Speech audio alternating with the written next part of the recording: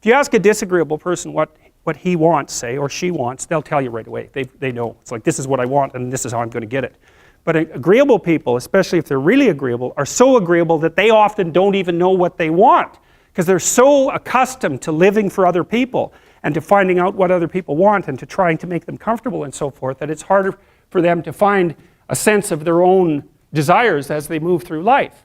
And that's not, look, there's situations where that's advantageous, but it's certainly not advantageous if you're going to try to forge yourself a career.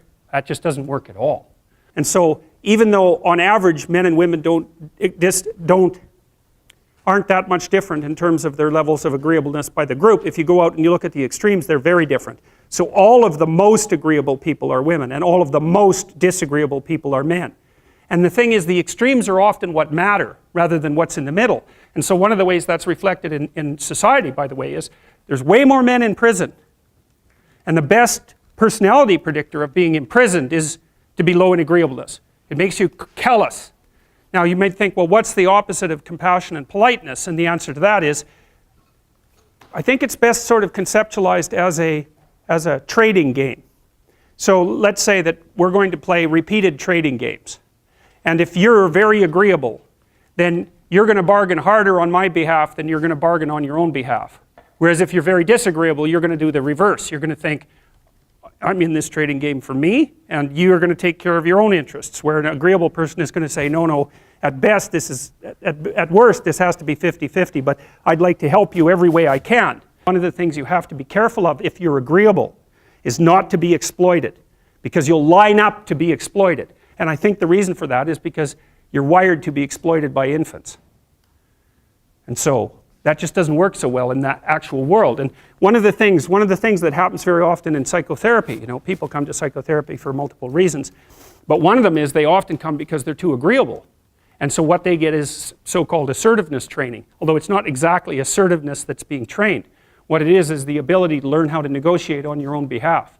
And one of the things I tell agreeable people, especially if they're conscientious, is say what you think. Tell the truth about what you think. There's going to be things you think that you think are nasty and harsh.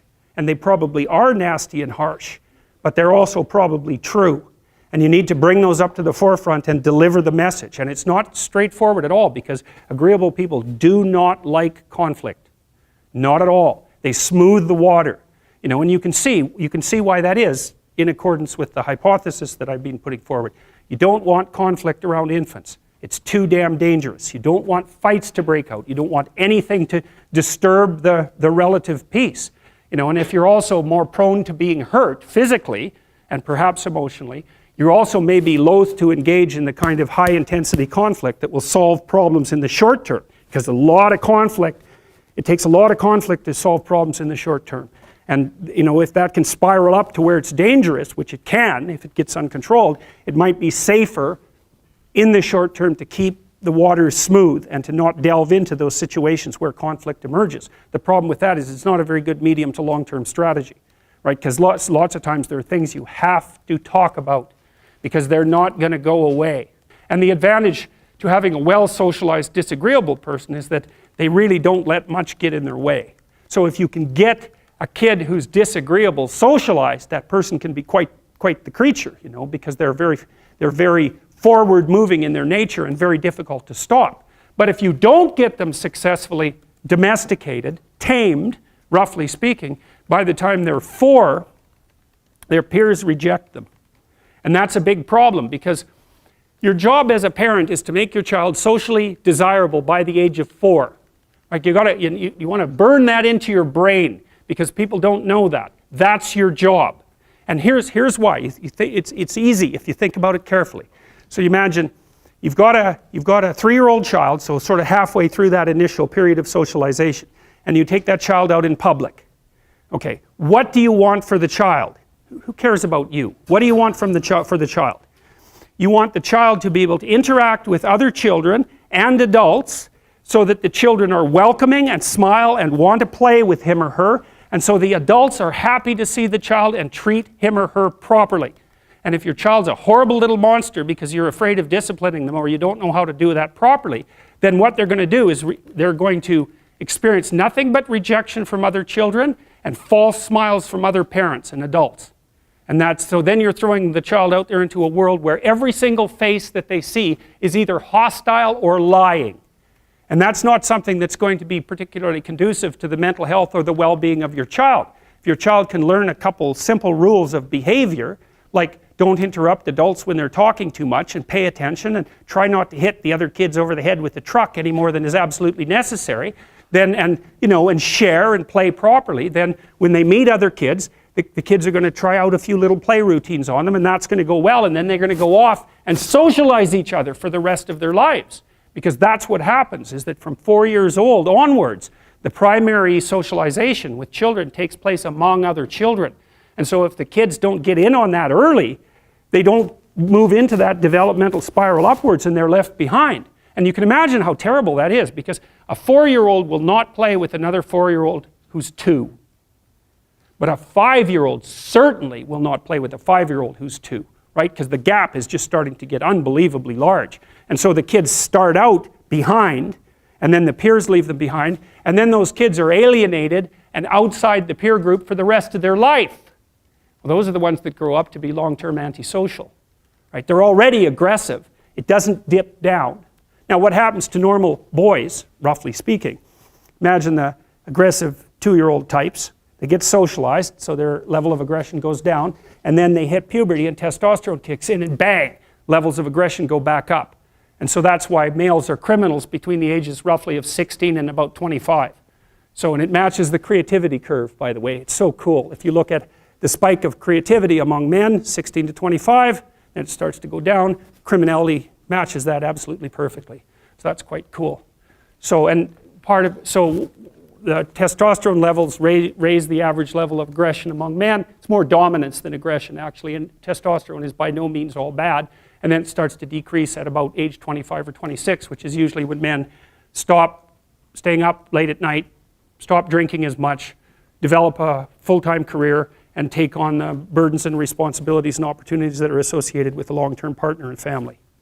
And so, well, so that's the development of what I would call predatory aggression, because I also think that the agreeableness distribution is probably something like predatory aggression versus maternal sympathy. It's something like that. So if you look at other mammals that are predators, because we're predators as well as prey animals, if you look at other animals like bears, the male bear has absolutely nothing to do with the raising of the infants. In fact, the female bears will keep the male the hell away because he's likely to kill the infants and maybe even to eat them. So there's no maternality at all in solitary male mammalian predators. It's really useful to investigate the viewpoints of people who have opposing views to yours. Because they'll tell you things, not only will they tell you things you don't know, they'll also tell you how to see the world in ways that you don't see it. And they'll also have skills that you don't have, that you could develop. So for example, if you're an introverted person, it's very useful to watch an extroverted person, because the extroverted person has ways of being in the social world that aren't natural to you, that you can use to improve your toolkit. And if you're disagreeable, one of the best things to do with disagreeable people, especially if that's alienating them from other people, for example, because it can, people treat you like you're a selfish, arrogant son of a, maybe that's because you are. It's like, okay, so what do you do about that? One of the most promising treatments, let's say, for that is get the person to do something for someone else once a day, just as a practice, and learn how to do it. Maybe you can wake the circuit up, if you think that it's lying dormant in you, which is probably right. I think we have a very wide range of propensities within us. Some are switched on, genetic propensities. Some are switched on, but I think that if you put yourself in the right situation or walk yourself through the right exercises, you can switch some of these other things on as well. But it takes work and dedication and discipline. I would say, generally speaking, if you want to adapt yourself properly to life, you should find a niche in the environment that corresponds with your temperament. Right? You shouldn't work at cross purposes to your temperament because it's just too damn difficult. But having done that, then you should work on developing the skills and viewpoints that exist in the space opposite to your personality, because that's where you're fundamentally underdeveloped. And that way I think you can extend out your temperamental capability across a wider range. And to me that's roughly equivalent as bringing a richer toolkit to each situation. You know, so if you're hyper extroverted, you should probably learn to shut up at parties now and then and listen just to see what's going on, to see if you can manage it, you know. And if you're introverted, well, then you should learn how to speak in public and to learn how to go to parties without hiding in the corner and saying nothing to anyone. You know, and if you're agreeable, then you need to learn how to be disagreeable so people can't push you around. And if you're disagreeable, you need to learn how to be agreeable so that you're not an evil son of a bitch. So, and the same thing applies even in the conscientious domain. It's like if you're too conscientious, you need to learn to relax and let go a little bit. And if you're unconscientious, it's time like, get out the Google Calendar, man, and start scheduling your day, right? And beat yourself on the back of the head with a stick until you're disciplined enough so that you can actually stick to something for some length of time and not living in absolute squalor, which is something that would characterize someone who's very disorderly, for example, because they don't notice. It doesn't bother them, disorder. It's like, maybe they can see it, but it doesn't have any emotional valence, and so it doesn't have any motivational significance. You know, so the other thing you might want to think about too, if you're choosing a partner, is try not to choose someone who's too distant from you on the temperamental variables, because you're going to have a hard time bridging the gap. You know, it's hard for an introverted person and an extroverted person to coexist. And it's really hard for an orderly person and a disorderly person to coexist because they will drive each other nuts. Why don't you pick up? Why are you so obsessed by it? That's the basic argument, you know. So it's useful to know about your temperament so that you can negotiate the space with your partner as well. And I don't think you should try to find someone who's exactly the same as you, because then you don't have the benefits of the alternative viewpoint.